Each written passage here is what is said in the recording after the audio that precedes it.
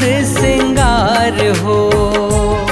भाग्य पाख अंधियारी लागे अमावस दारी, भाग्य पाख अंधियारी लागे अमावस दारी, देखो आगे हरेली तिहार हो।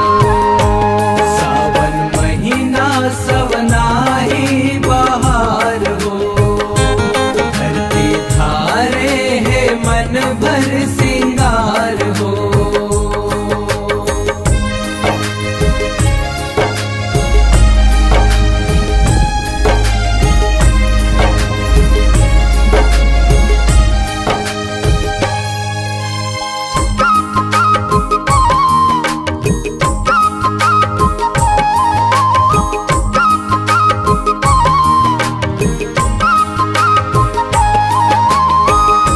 नांगर जुड़ा गैती रापा धोआए हो, बिरवा के खाल है आसन हुम देवाए हो।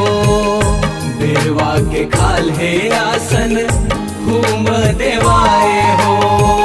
गाहूँ पिसान नून के लोंदी बनाए हन, आरती झका के गरुआ गाय लाजवाए हन। आरती झका के गरुआ गाय लाजवाए हन।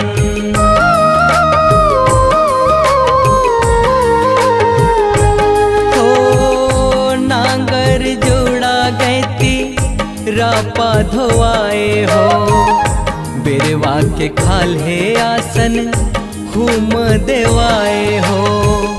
गहूँ पिसान नून के लोंदी बनाए हन, आरती झका के गरुआ गाय लाजवाए हन। खेती दाई लाचिला भोग लगाए हन, ईसर राजा ले करके गुहार हो। हरे फूल किसानी हमार हो, ईसर राजा ले करके गुहार हो। हरे फूल किसानी हमार हो।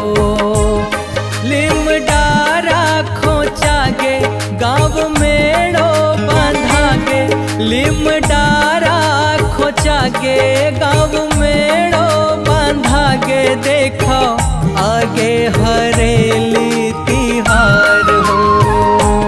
सावन महीना सवनाही बहार हो, धरती थारे है मन भर सिंगार हो।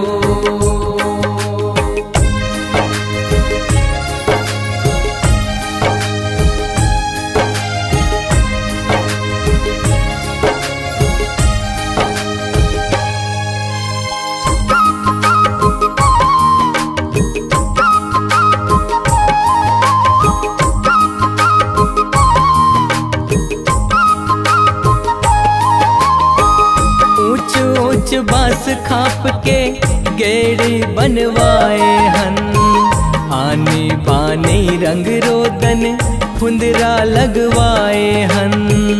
आनी बानी रंग रोदन फुंदरा लगवाए हन। गेड़ी दौड़ बैला दौड़ नरियर फेंकौला हो, चर्रा कबड्डी खेलन डंडा को लौला हो। चर्रा कबड्डी खेलन डंडा को लौला हो।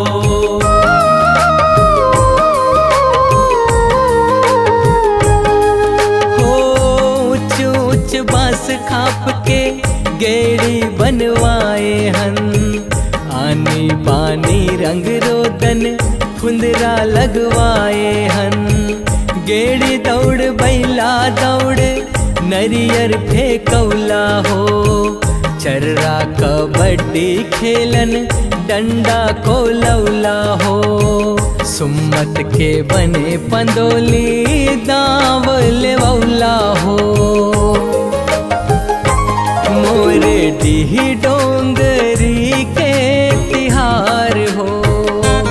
तोरे जस जा संसार हो। मोरे टिही डोंगरी के तिहार हो, तोरे जस जाने जग संसार हो।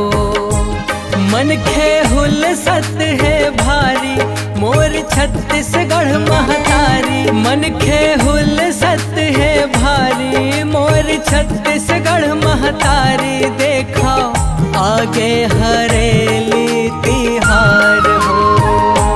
सावन महीना सवना ही बहार हो, धरती थारे है मन भर सिंगार हो।